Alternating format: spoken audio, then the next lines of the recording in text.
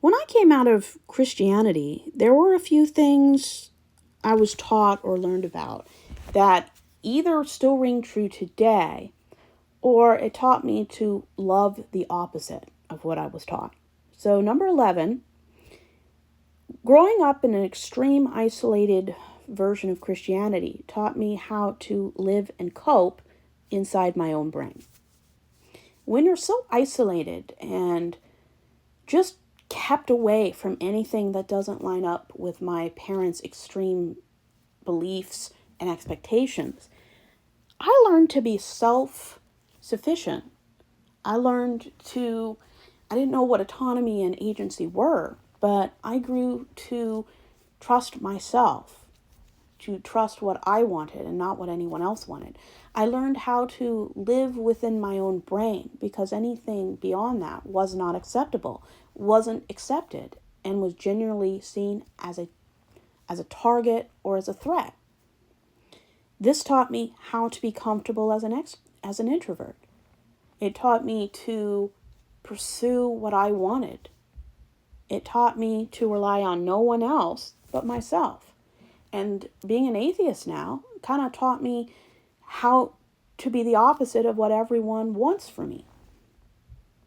And I think this is extremely important because if you're not comfortable in your own skin, what kind of life could you possibly hope to attain? Not the best life, I'm pretty sure. And I've learned that I alone can supply my validation. I alone can encourage myself and help me live the best version of myself. I alone was the most important relationship and decision I'll ever make in my life. Not who I marry, not how many kids, not religion I'm in, but how I see myself, how I love myself, and how I create boundaries and a life I want, regardless of everyone saying negative things toward me. And I live in my head, not as much as I used to, because I just don't need to hide the best parts of myself anymore. And I reject that my body isn't my own. I reject all the toxic stereotypes for being a woman. I don't want to be led by a man. I lead myself every day. I don't want to be the lesser person in a marriage. I want to be the captain of my own story. And if someday I change my mind and want a partner, I don't want them to be the main part of my life. They're just something I add to my life. And if something happens where they leave, die, or we can't be together anymore, I don't want to be a mess. I don't want to see myself as being half of a person. I don't want to lose my identity, my individuality. So, being emotionally isolated and emotionally neglected by my family taught me how to have a backbone and pursue what I want and take no crap from anyone. Even though I shouldn't have had to learn that as a young child. I had to be everything for myself because everyone in my family is incapable of being the smallest part of what I need. And that's what I enjoy. It's still not okay that Christianity taught me that everything that they taught me is good and okay, because it's not. I just learned that I'm my best cheerleader. I will never, ever rely on another human being to validate me and to make me the best version of myself. If I'm not enough for myself, I am not going to be someone else's partner. That would be very self-destructive.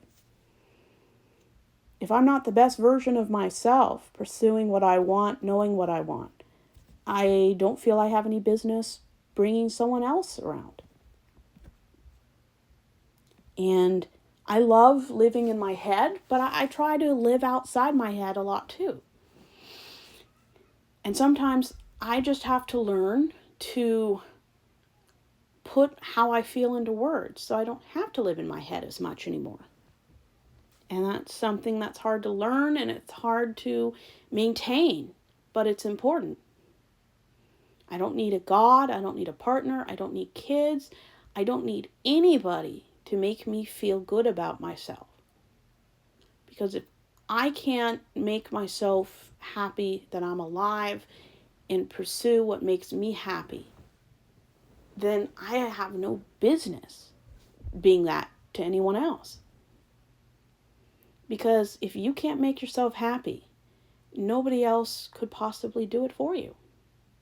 And it will always be a crutch. And I think a lot of relationships, especially straight ones, people are using other people to get free therapy. They want someone to pick up where their mother left off. They can't feel good about themselves, so they look to someone else to give them the validation they can't find themselves. This is extremely terrible behavior. Our society and culture celebrates people breaking themselves instead of celebrating putting yourself back together. I mean, nobody's happy if a woman's happy. People are only happy if a woman is miserable. I mean, Hollywood pretty much explained that one for me.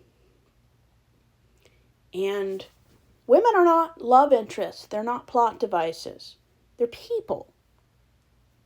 And we need to start celebrating when women are living their best versions of their life, not when they hit their darkest points. Our society is broken because of how we treat women, how we treat everyone who isn't a white male person.